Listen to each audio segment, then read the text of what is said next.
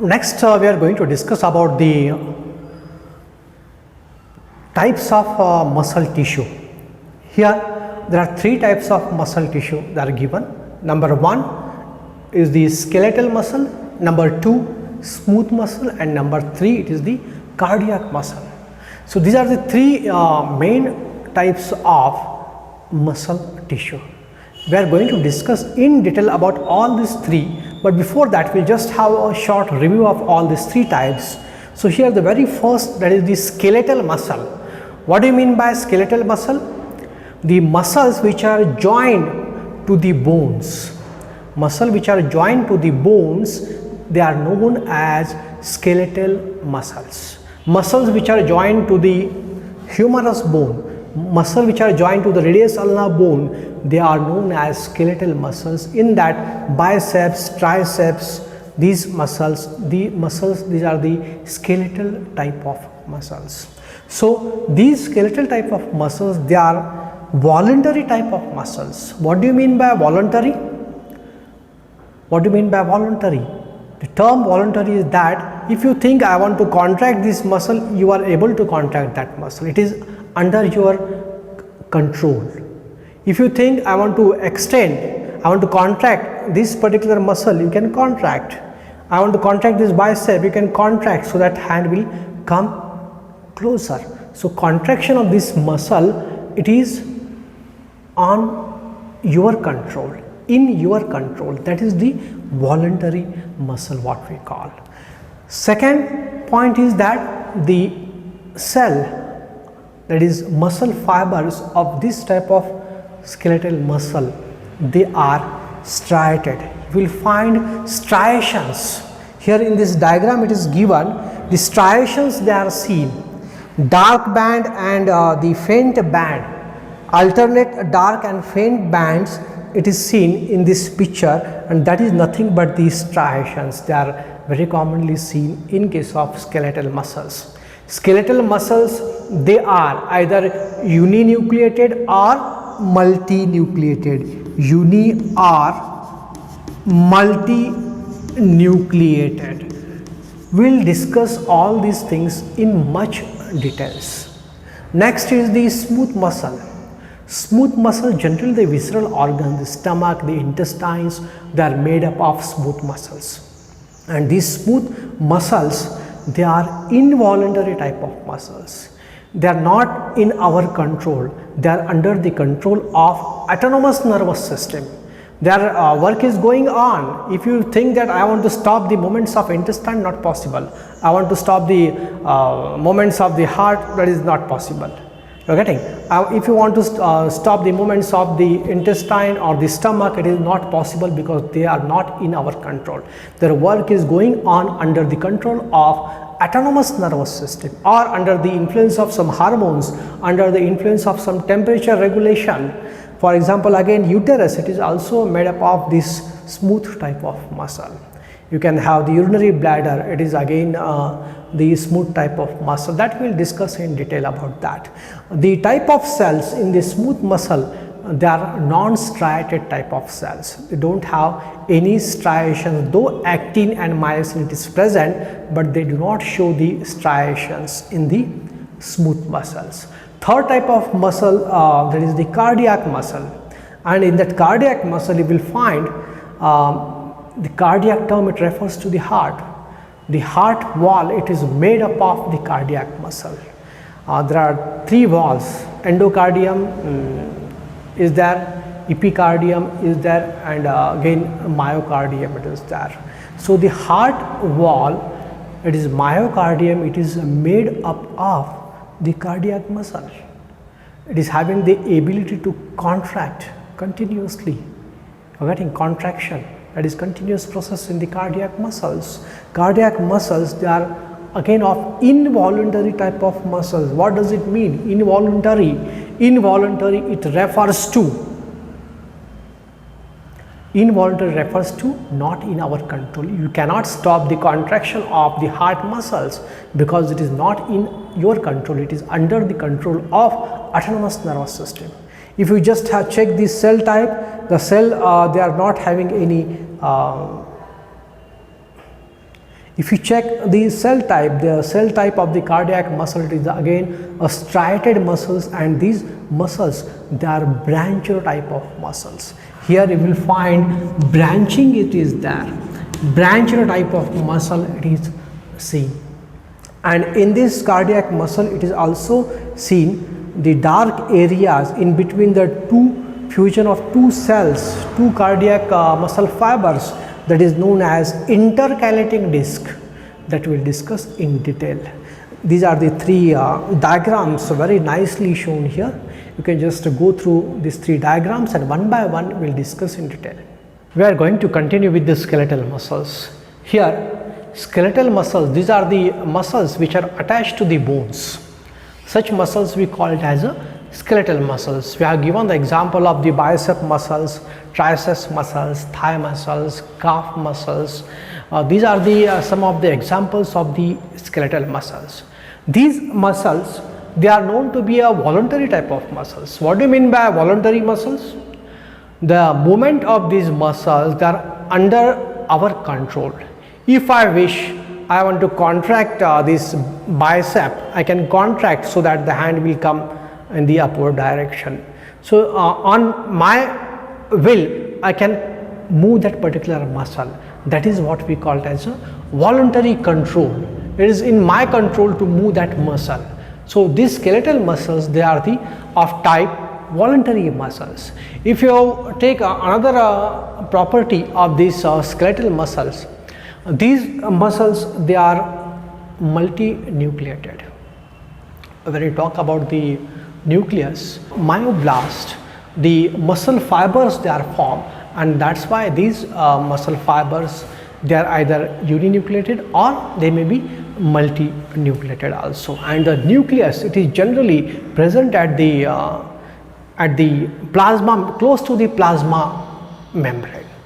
And when we talk about the other structures of the skeletal muscles, you will find there are some dark and faint bands in the structure of these muscles, and these are nothing but the striations, dark and faint bands made up of myosin and actin.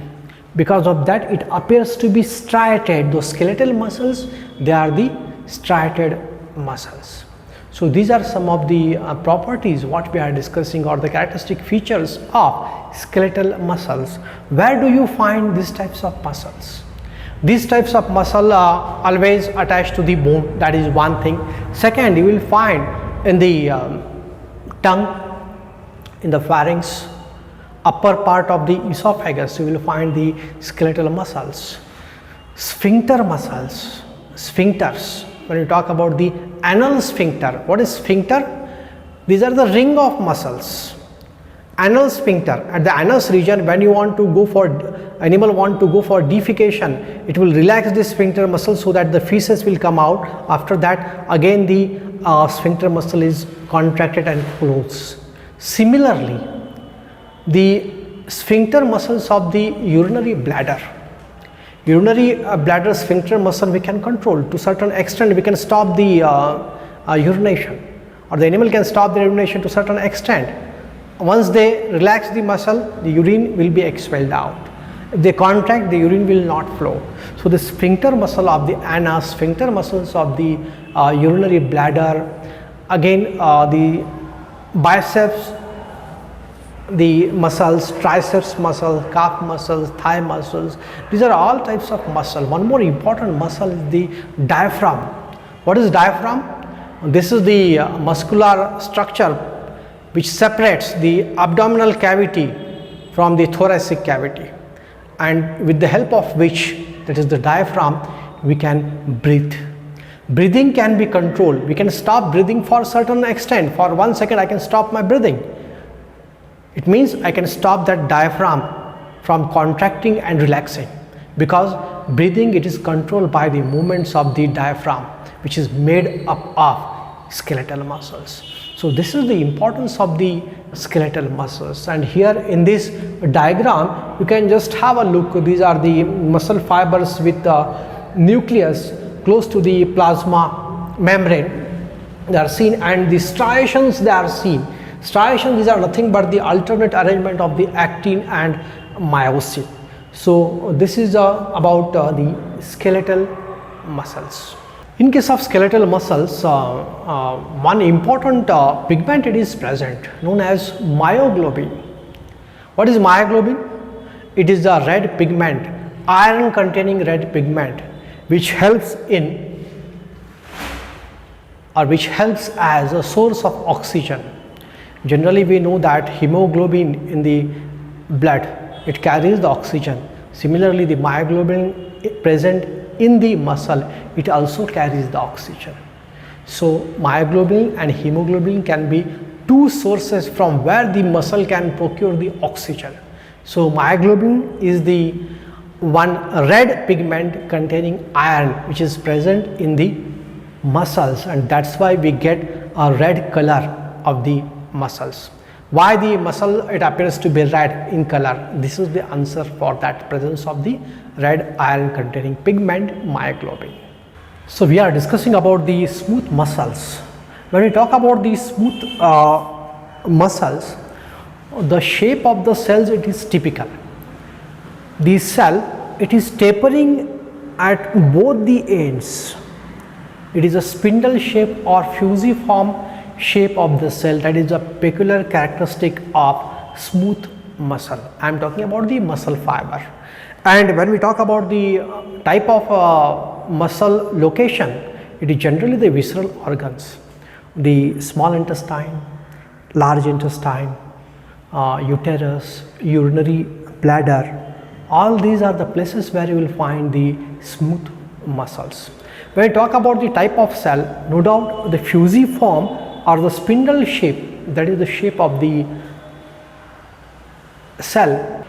The cells, they are uninucleated. There is only one nucleus in the cell of smooth muscle, and even if we just have a look towards the muscle, there is no branching pattern is seen in case of the smooth muscle. Even there is no striations they are seen in the smooth muscles.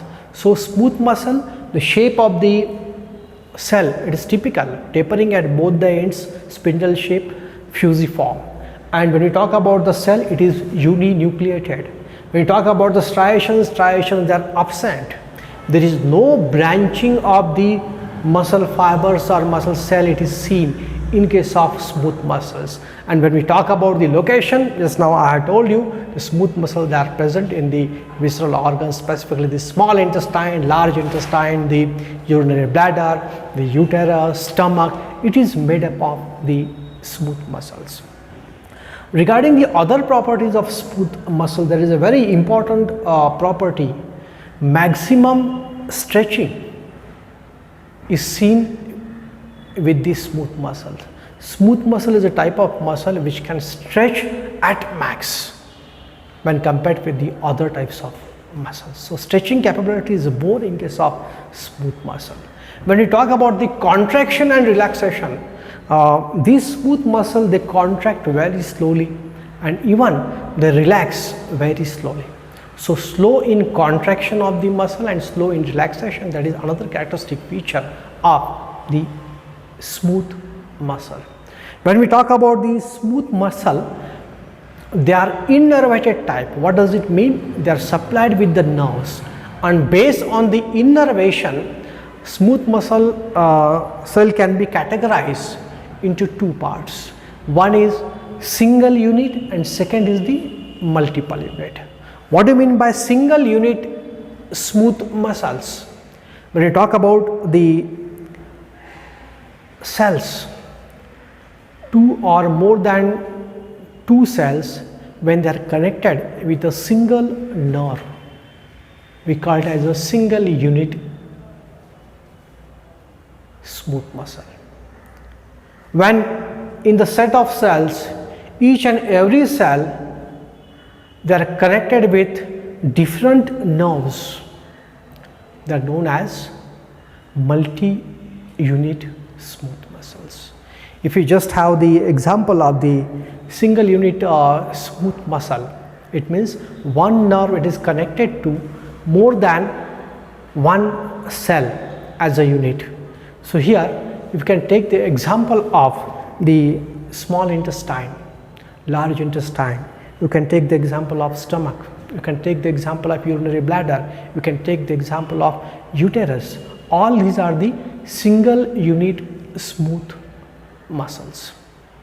If you take the example of the multiple unit smooth muscle, multiple unit smooth muscles, they are generally present in the airways to the lungs. In the lining of the lungs you will find, even you will find the erector pili which are present at the base of the hair follicle. At that point you will find these smooth muscles.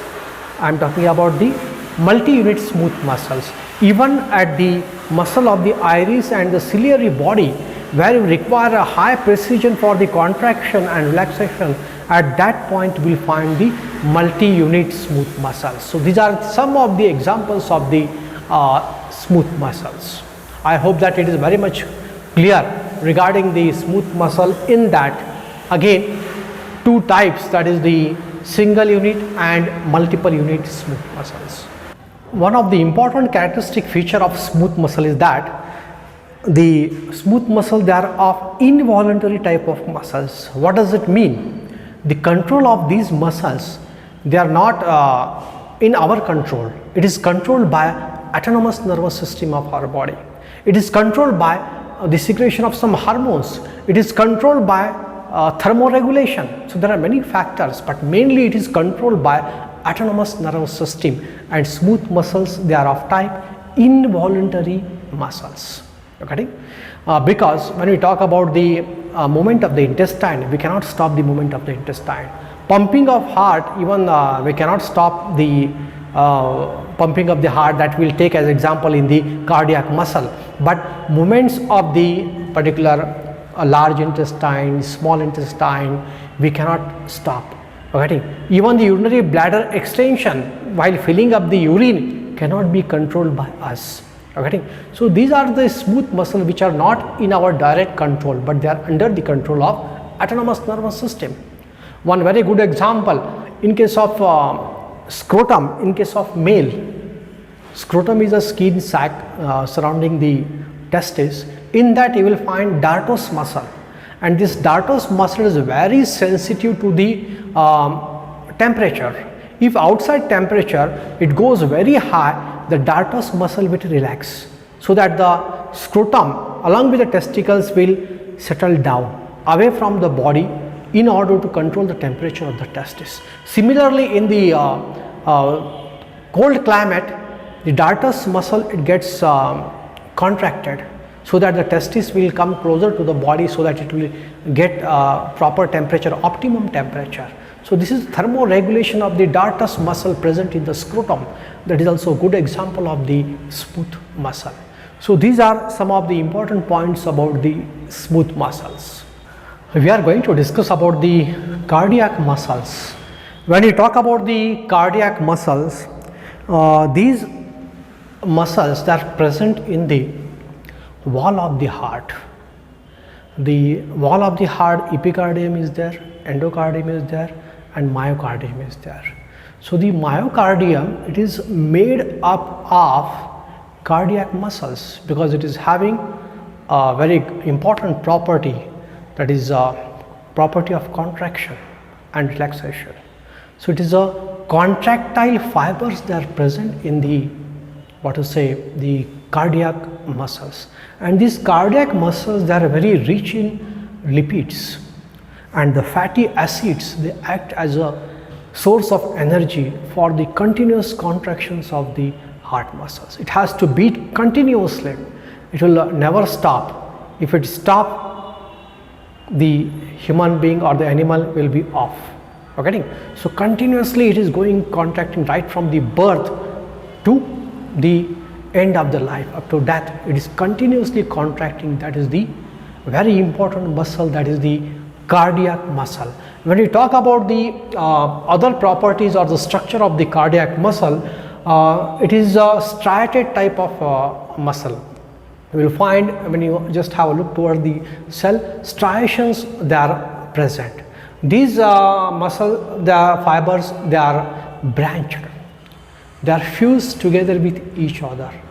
They are branched. They are having striations, and these muscles, they are of involuntary type of muscles. What do you mean by involuntary type of muscle? It means they are not in your control. You cannot stop your heart beating. You are getting?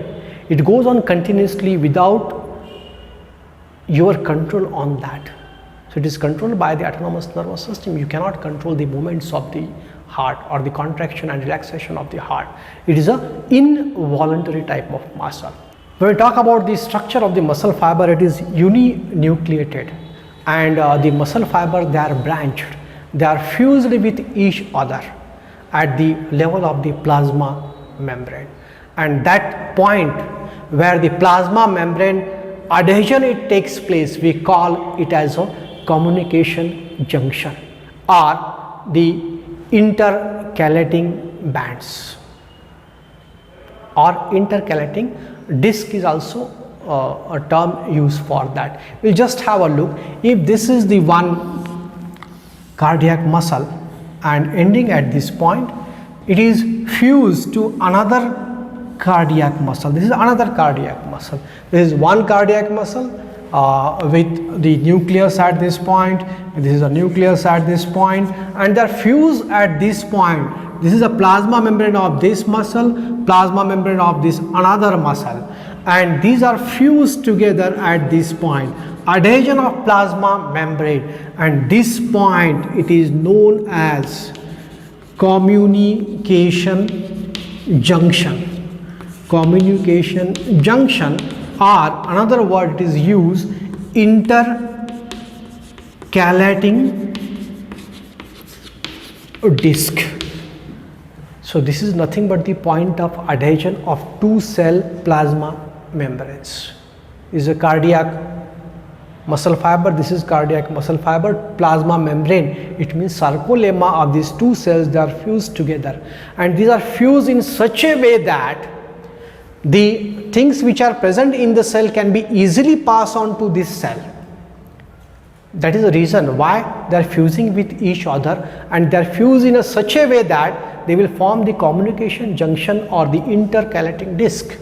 What does this communication junction it is comprises of, or what this intercalating disc it is made up of? If you just highlight this area,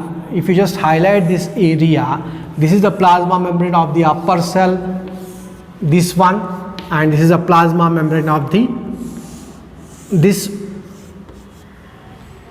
muscle fiber. These are the plasma membrane where they are attaching. At this point, you will find there are certain proteins which are helpful in attaching these two cells. These are attaching these two plasma membrane, they are giving some passage. So these attachment, they are known as gap junction. Gap junction. This is the attachment they are giving. This is the gap junction. At the same time, there are certain channels. There are certain channels which can allow the passage of the material from this cell to this cell. These are known as desmosomes. These two desmosomes and the gap junctions, they together form the communication junction or the intercalating disc, what we call. What is the use of this? The impulses which are coming to this cell can be passed on to the neighboring cell very rapidly. That is the reason they require such gap junctions or the communication junctions or intercalating disc or the desmosome. The stimulation coming into the cell will be immediately passed on to the another cell through this intercalating disc or communication junction. That is the very characteristic feature of the cardiac muscle fiber. So this is a very important point that you should get. In this diagram, in green color you will find the gap junctions, and that is the white, that is the outline of one cell, and there is a joint of these two cells. At that point you will find the desmosome, it is also shown in this picture, and this forms the communication junction or the intercalating disc of the cardiac muscle fibers.